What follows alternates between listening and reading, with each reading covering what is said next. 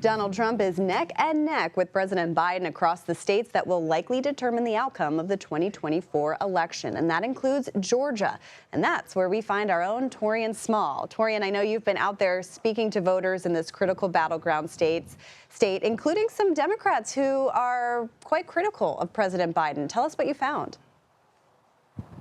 Yeah, Caitlin, especially as we're 5 months away from the presidential election, I wanted to gauge where enthusiasm among Biden's base, so voters, both women and black voters, felt about the current president, especially as he faces an uphill battle here in retaining this state that only recently, just in 2020, flipped for a Democrat. The last time we saw that was Bill Clinton in 1992. So Democrats across the board I spoke with, not just here in Atlanta, but in northern, the metro area in Smyrna and Marietta, they told me they had concerns about Biden's performance so far, and that could impact how they vote in November. Take a listen to what a few of them had to say.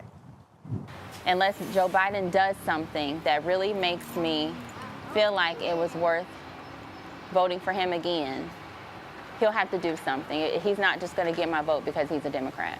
The only reason people are voting for you is because they have no hope for a third party. And if you don't shape up, then there are going to be people who don't vote. There are going to be people who don't vote for a third party, and it's going to ruin your chances, and you won't be able to get in office, and you won't be able to beat Trump. So just shape up, dude.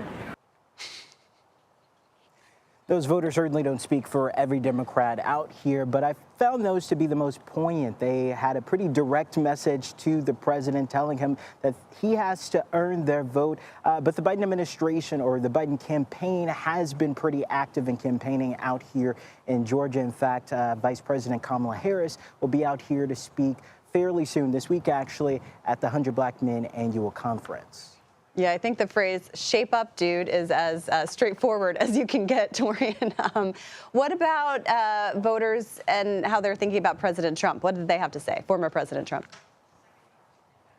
Well, a lot of voters tell me they're concerned, Democrats I talk to tell me they're concerned about his recent criminal conviction, emboldening his base. We, of course, know the campaign has announced they've raised a record number of money following that guilty verdict. And they're seeing, at least in their circles, Republicans rally around their former president because of that. Now, there was an independent voter I talked to today who was a Republican, recent Republican, who decided to vote for Biden in the last election. And she's also holding on to Biden this time around, even though she doesn't find him to be the most favorable candidate, only because she refuses to support Trump. Take a listen to what she had to say about her former party.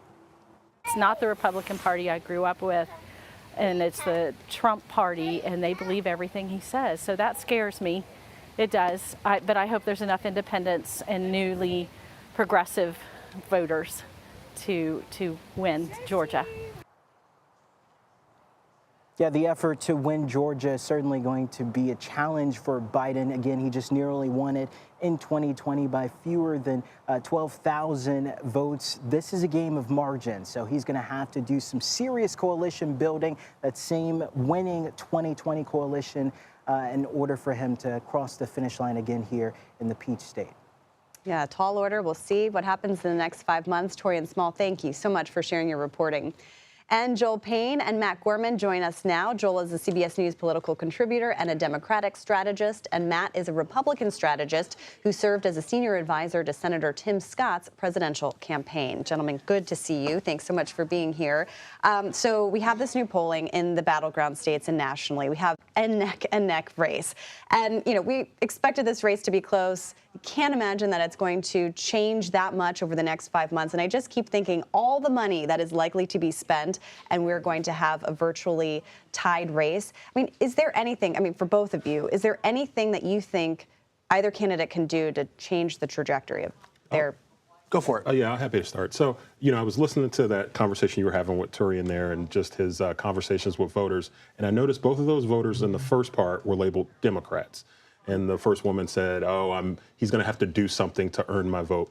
And to me, that's the whole ball game for Joe Biden right now.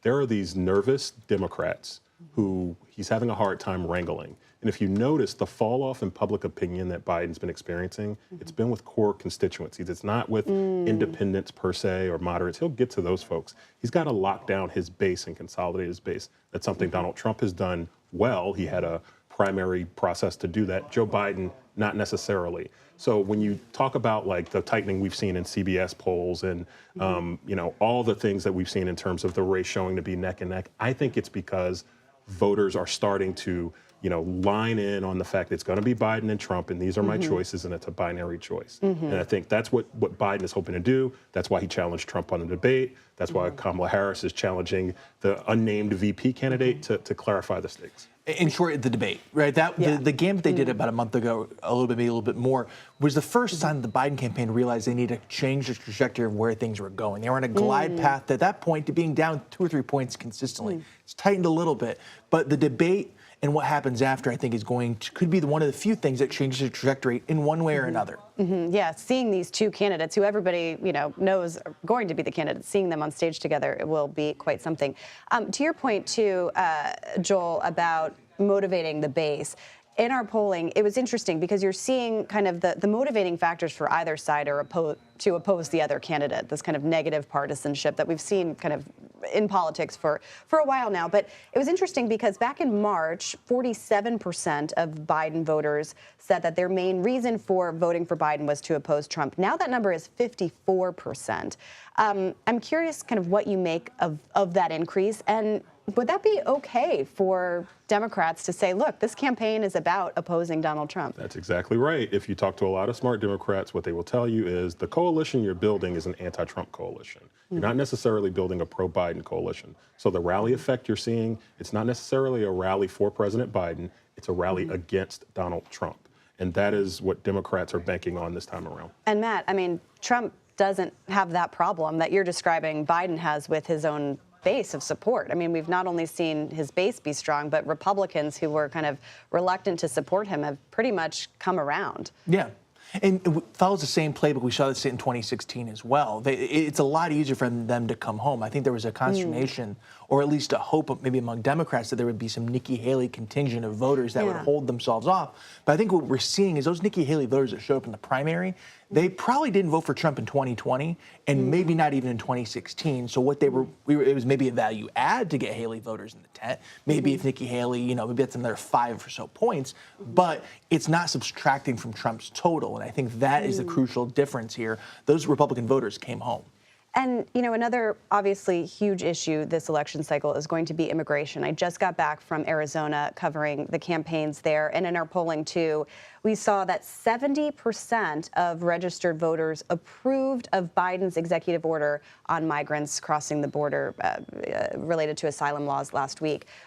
Joel, what do you make of that? And do you think Biden, by this executive order, I mean, is that enough, or are Democrats still concerned about this issue? I think it's probably enough right now politically for Biden. It does create problems for him on his left flank. There are a lot of progressive groups who feel like the president somewhat played into Donald Trump's hands by, essentially rubber stamping some policies that a lot of progressives thought they shouldn't have done in the Trump administration. Now Biden's replicating some of them. But I think what Biden is hoping is to get caught trying, and he doesn't mind necessarily getting some critique from his left because that's going to help him in the middle. Yeah, does that give him any sort of padding when it comes to this election, or are Republicans, I mean, obviously 70% approve suggests that Republicans are approving. I mean, we're going to still talk about abortion immigration as an issue as a whole. I mean, what you're seeing is abortion and immigration are being issues that the other party wants to tout and the other party doesn't want to talk about. It's a matter of which side tends to use that issue, Republicans immigration, the left with abortion, to their own advantage. I think it shows how much the issue has shifted, that Biden felt he needed to do something, anything on border security, than nothing, and viewing it as a political vulnerability. Yeah, and those two issues are going to come head on the ballot in Arizona specifically. Joel and Matt, thank you very much. We appreciate your time.